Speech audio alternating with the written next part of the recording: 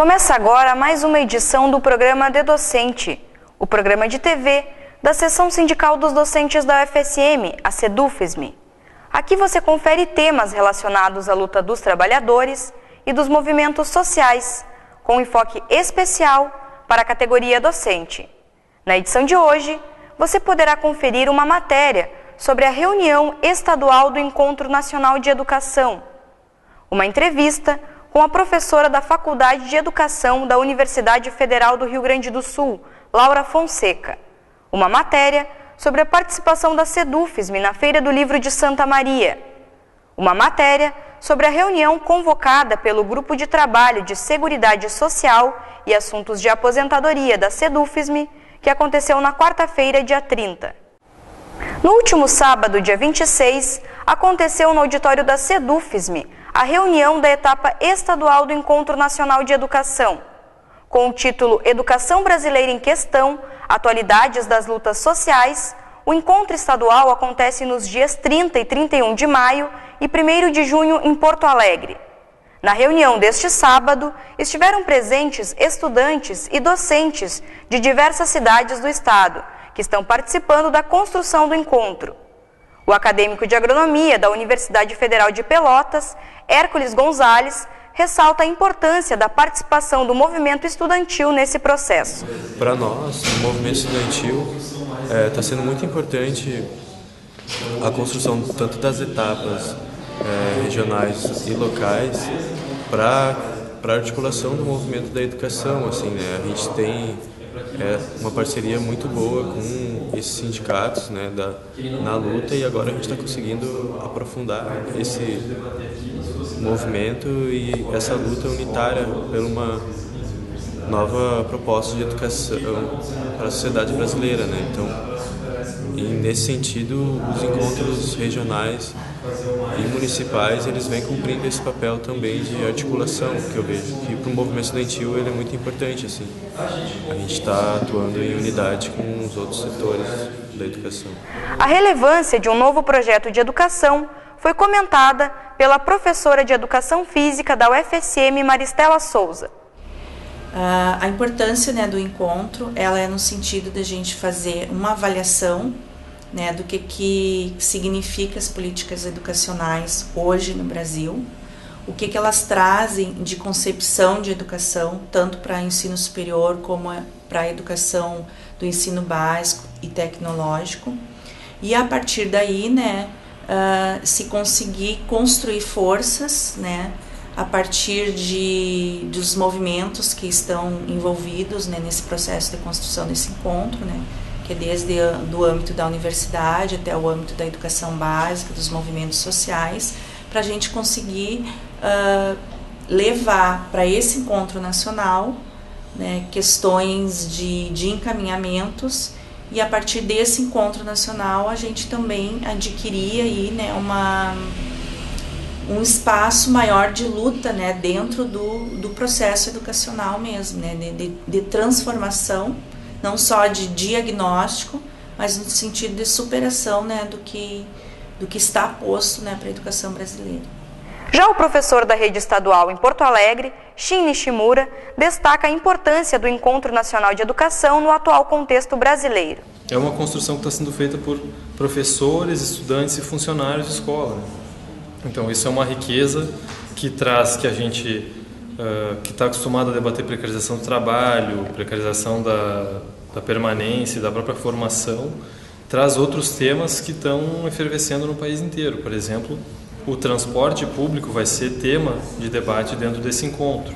Então, a gente está fazendo o eixo educação e transporte bem forte dentro desse espaço. E isso vai agregando, enfim, as lutas por acesso de, hoje, populações que são segregadas, como indígenas, quilombolas, também é um público que a gente está trazendo, chamando, né, para vir compor esse espaço de construção. Lembrando que o evento estadual acontece em Porto Alegre de 30 de maio a 1º de junho. Já o Encontro Nacional de Educação acontece entre os dias 8 e 10 de agosto no Rio de Janeiro. Seguindo com o tema do Encontro Nacional de Educação, o De Docente de hoje entrevista a professora da Faculdade de Educação da Universidade Federal do Rio Grande do Sul e da Seção Sindical dos Docentes da URGS, Laura Fonseca. A professora, que também constrói o encontro, comentou sobre os problemas e perspectivas da educação brasileira.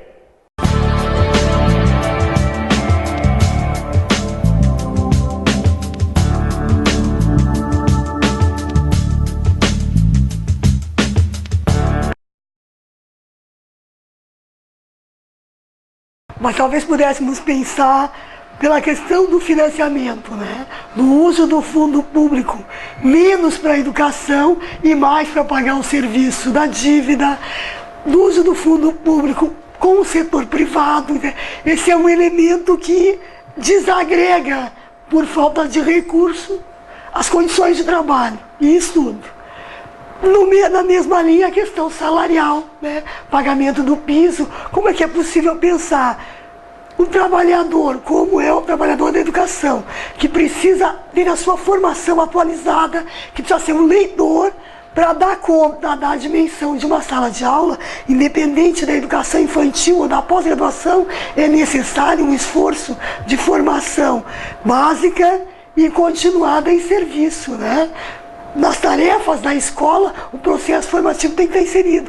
E a leitura, a participação em congresso, enfim, isso tudo vem junto. Se, como houve agora, a presidente cortou 50 bilhões do orçamento das políticas sociais, além dos quase 40% que vão para o serviço, juros e amortizações. Né? O serviço da dívida, não há dívida, né? A dívida pública continua intacta. Era 6% para a educação, nem isso. 3%, 4% para a saúde, nem isso. Né? O que a gente vê, né, num governo que claramente beneficia o capital em detrimento da classe trabalhadora, é que o fundo público está dirigido para a acumulação de capital das mais distintas formas, né? Mesmo a perspectiva dos 10% do PIB, além de serem só em 2023, ainda é como investimento total.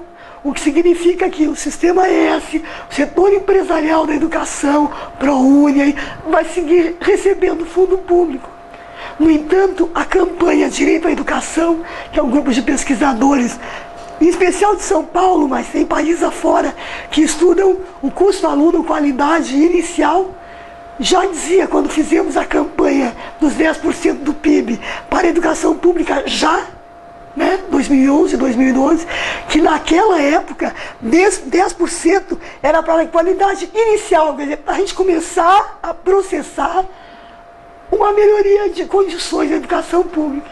Vamos jogar isso lá para 2023 e ainda dispersando o recurso. Talvez essa seja a questão. É difícil dizer questão central, é que o financiamento envolve condições de trabalho, formação, carreira, salário, é isso? Bolsa para os estudantes, bolsa no sentido do estudo, né? Na universidade.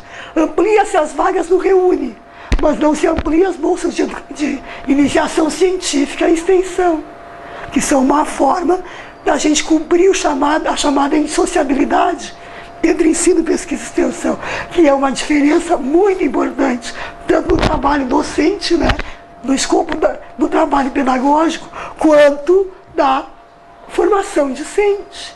Vão perdendo essas coisas todas. Bueno, mas aí tem dinheiro no Sistema S, no Politécnico e no ProEja. Tem dinheiro para o setor empresarial no ProUni. Né? As fundações ditas de apoio recebem fundo público. Então, talvez essa fosse uma primeira dimensão. Né? Precisamos de financiamento público exclusivamente para a educação pública, da creche à pós-graduação. E que esse financiamento hoje teria que ser já mais do que os 10%, e não lá em 2023.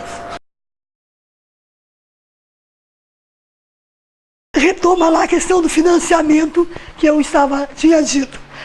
Tem dinheiro para a Copa, mas não tem para a educação, não tem para a saúde. Quer dizer, não é verdade que não há recurso, não há vontade política de aplicar recursos nas políticas sociais, né? Porque a FIFA, nesse momento, é uma prioridade. Enfim, esse é o movimento. A construção do Encontro Nacional de Educação me parece que tem essas duas vertentes. Primeiro, a impossibilidade, do meu ponto de vista, de pensarmos um novo plano nacional para a sociedade brasileira. Nesse momento, não temos, entre outras coisas, porque temos que ocupar as ruas, né? A luta nos chama, e não é pouco. Essa é uma questão, é preciso responder de uma forma articulada e sintética à fragmentação do PNE. Esse é um papel do M, né? Os 7 eixos, né? E vou me permitir a leitura: financiamento, precarização das condições de trabalho e formação, privatização, mercantilização, passe livre, transporte público, avaliação, democratização e acesso com permanência. Esses são os eixos. Essas são as questões estruturais da educação. Mais do que da educação pública, das condições de vida da população, né? Esse é mais um elemento aí, quer dizer, como é que a gente articula um projeto de educação com a materialidade da vida além da escola. Acho que essa pauta nos ajuda a isso. A outra vertente, né, do Encontro Nacional de Educação é de fato responder com densidade teórica, vamos dizer assim, a pauta que está na rua desde a greve lá.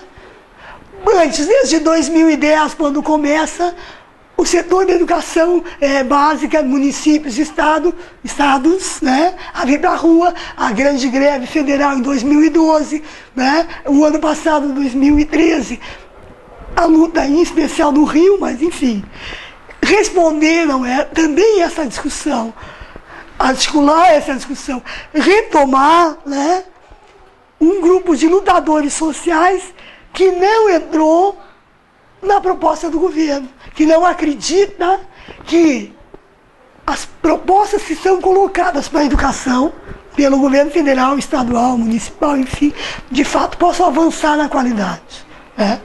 Eu acho que é um segundo elemento.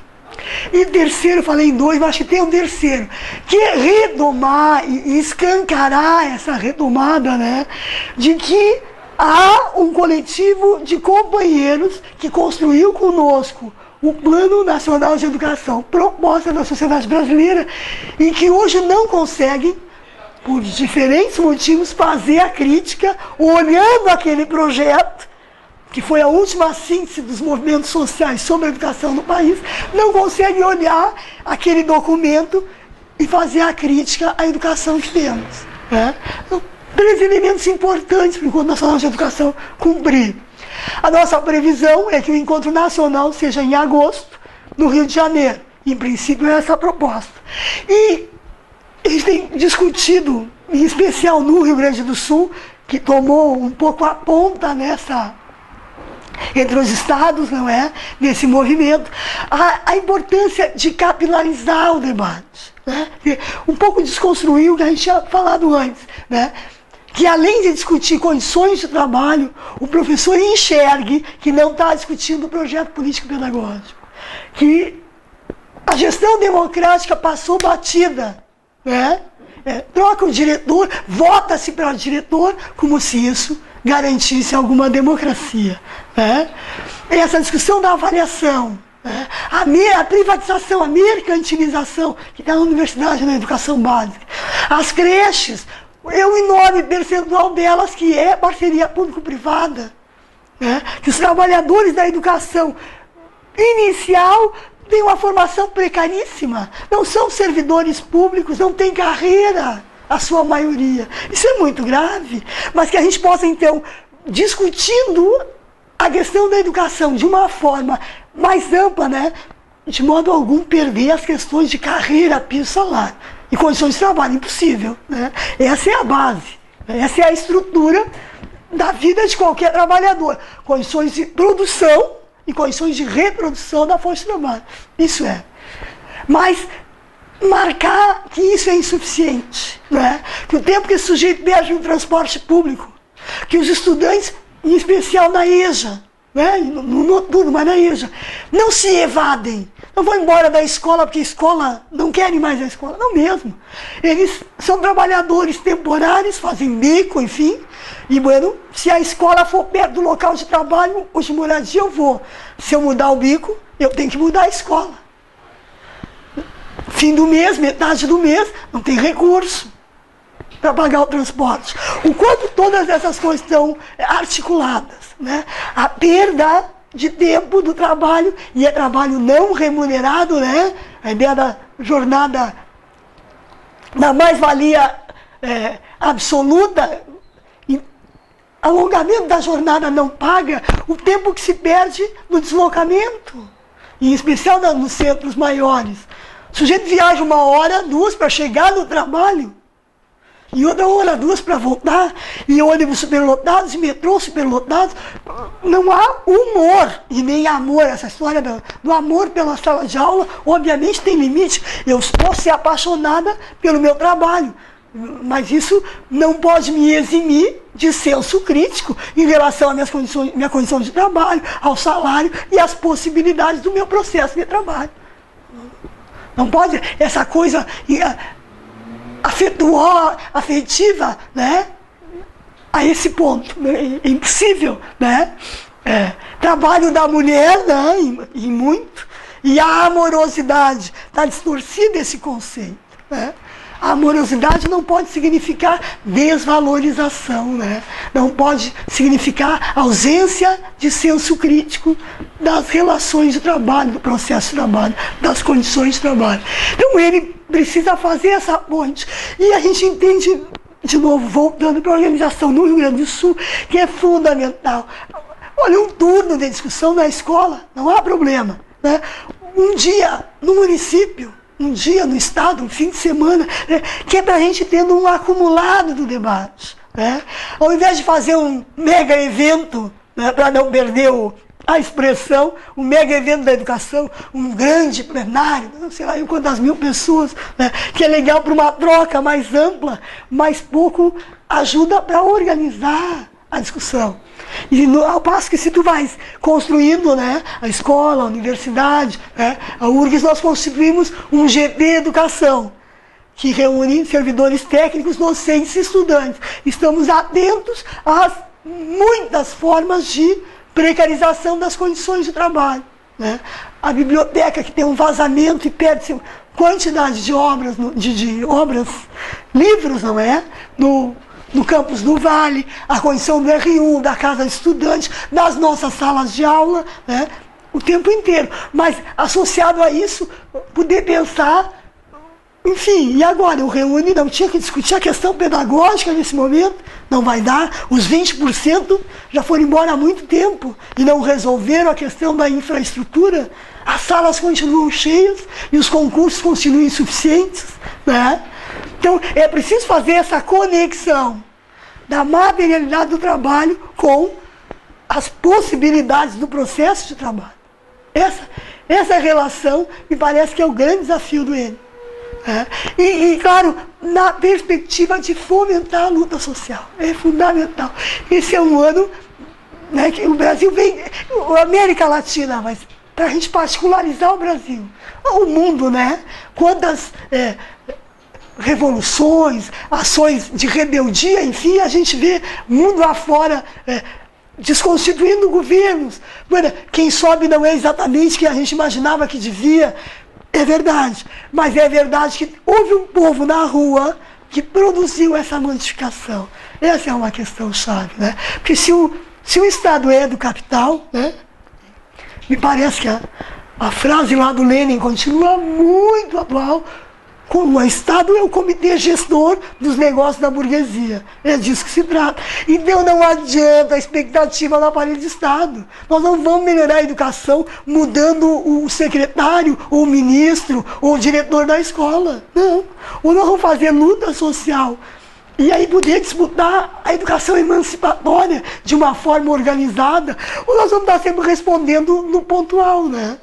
Essa talvez seja uma outra necessidade do ENE. E aí sim, para concluir, no sentido da síntese, quer dizer, se lá no Plano Nacional de Educação, Proposta Nacional Brasileira, nós tínhamos um Fórum Nacional da Educação, em defesa da educação pública, e de fato formalmente ainda temos, mas ele não cumpre a função da disputa pela qualidade da educação, pelo menos na opinião de boa parte dos que participam dessa instância, é recompor na perspectiva da luta esses fóruns, formas de organização dos trabalhadores da educação, dos estudantes, dos trabalhadores que têm seus filhos, não é, na escola pública, para que a gente possa avançar, né?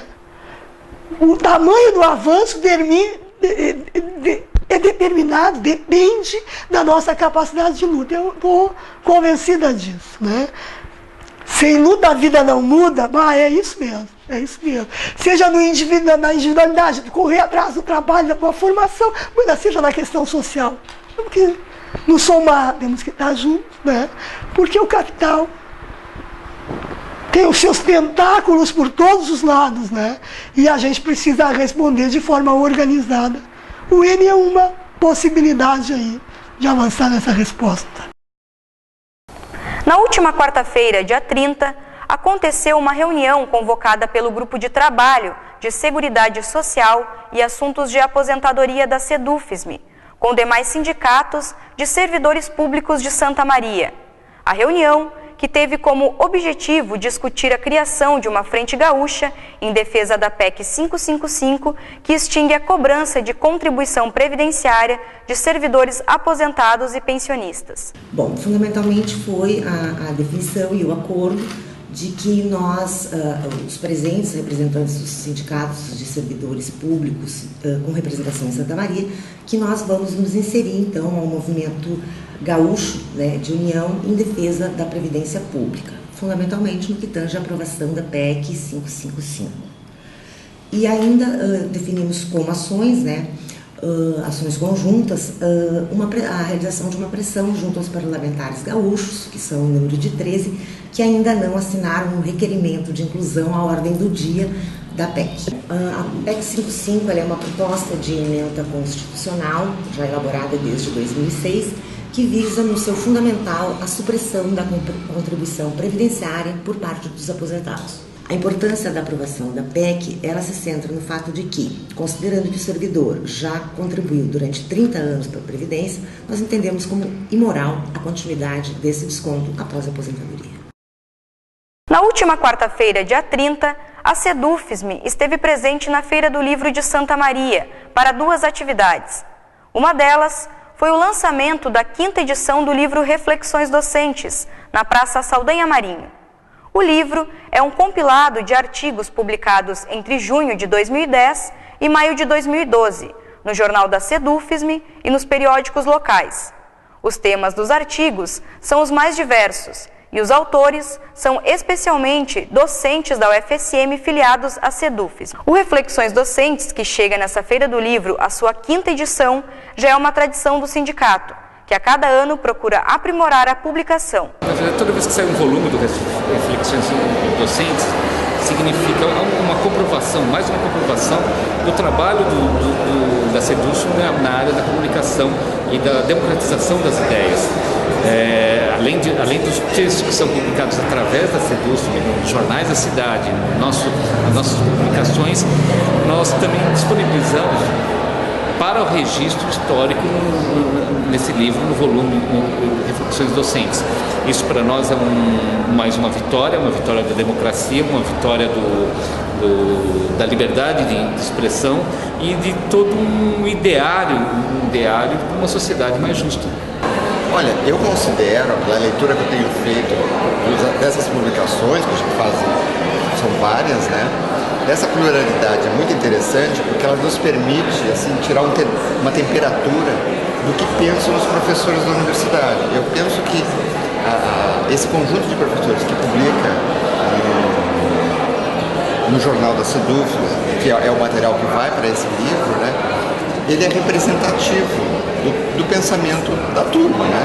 Então eu acho que, além de a me instigar bastante e eu conhecer alguns, né, eu acho que para um leitor de fora e até um estudante, ele permite uma visão geral, não só do mundo que nós vivemos, mas do que pensa os professores, os professores da universidade. Também no dia 30 ocorreu uma contação de histórias inspirada na revista As Aventuras do Indiozinho Bretã, produção da Sedufisme e da comunidade Caigangue de Santa Maria, e interpretada pela Companhia de Teatro Saca-Rolhas.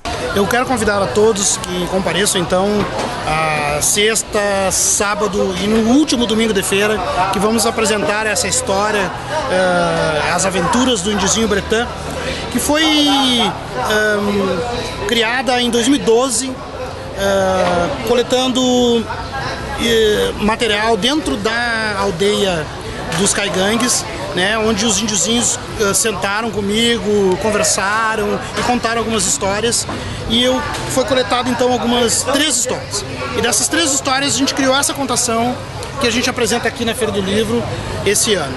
Tudo convite da Sedufisme, quero agradecer muito pela oportunidade e dizer que, além de ser um trabalho que já vem há anos sendo produzido, é um trabalho que fala de uma etnia que a gente não tem assim a oportunidade de ver como que é. Então estamos tendo essa oportunidade, que é muito interessante, saber um pouco da vida dos indígenas, né? Como é que funciona. Eu aprendi algumas palavras em Caigangue, que é muito legal.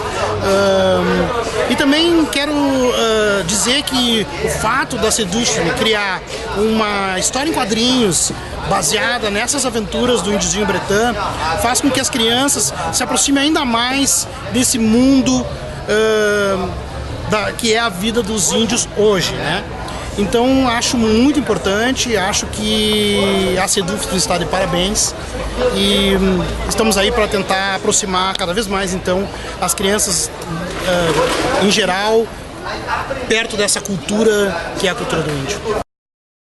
As inscrições para as eleições da Sedufisme, tanto para a diretoria como para o Conselho de Representantes, encerraram no último dia 30 de abril. Lembrando que as eleições, tanto para a diretoria como para o Conselho de Representantes, acontecerão conjuntamente com as eleições para o ANDES Sindicato Nacional, nos dias 13 e 14 de maio de 2014, em 10 mesas eleitorais distribuídas no campus, cidade, SESNORS e UDESME. No campus, o horário de votação nos 2 dias será das 9 da manhã às 5 da tarde. Na cidade, também será das 9 da manhã às 5 da tarde, assim como no SESNORS. Já na UDESME, a votação ocorrerá apenas no dia 13 de maio, das 9 da manhã ao meio-dia. Apenas uma chapa se inscreveu para as eleições da Sedufisme e agora aguarda a homologação da comissão eleitoral. A chapa única, Sindicato pela Base, traz em sua nominata os seguintes integrantes: Presidente, Adriano Severo Figueiró. Vice-presidente, Suzy Scalcon. Secretário-geral, Humberto Gabi Zanata. Primeira secretária, Márcia Eliane Leidecker da Paixão. Tesoureiro-geral, Getúlio Silva Lemos. Primeiro tesoureiro, Cláudio Roberto Lozecan. Primeiro suplente, Jean Fábio Pimentel Franco. Segunda suplente, Maria Celeste Landerdal. Terceiro suplente, Hugo Blois. Também nessa quarta, encerraram as inscrições para o Conselho de Representantes da Sedufisme.